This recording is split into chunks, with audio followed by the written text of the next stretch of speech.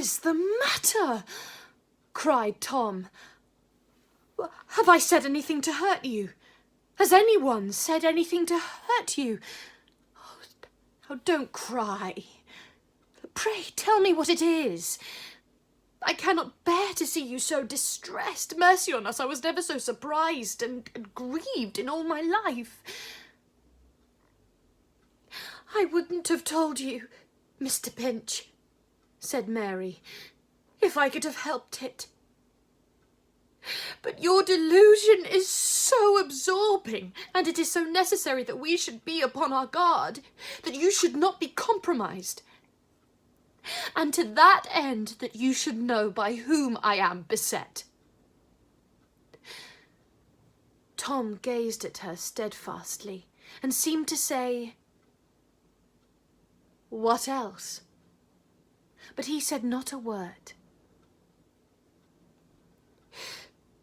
"That person whom you think the best of men," said Mary, looking up and speaking with a quivering lip and flashing eye.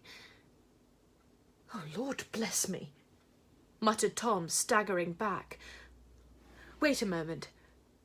That person whom I think the best of men. You mean Pecksniff, of course.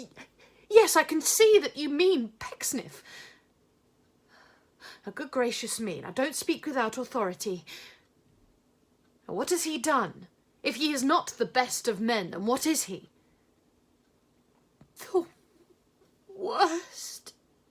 Oh, the falsest, craftiest, meanest, cruelest, most sordid, most shameless," said the trembling girl, trembling with her indignation.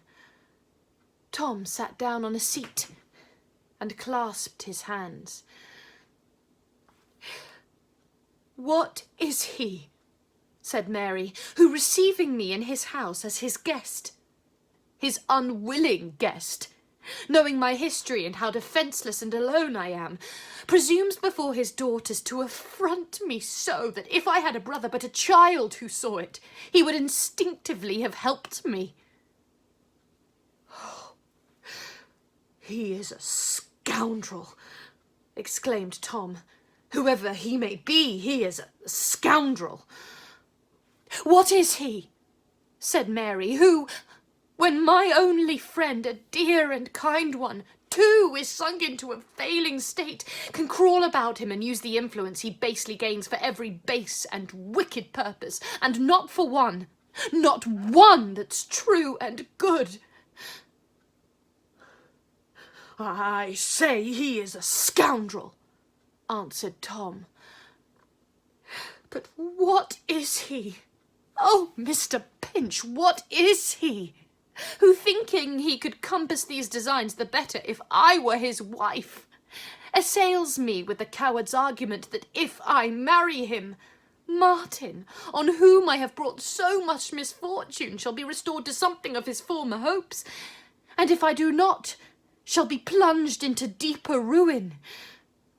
Oh, and what is he? Who makes very constancy to one I love with all my heart a torture to myself and wrong to him, who makes me do what I will, the instrument to her to head I would heap blessings on. And what is he who, winding all these cruel snares about me, explains their purpose to me, with a smooth tongue and smiling face in the broad light of day, dragging me on the while in his embrace, and holding to his lips a hand," pursued the agitated girl, extending it, "which I would have struck off, if with it I could lose the shame and degradation of his touch."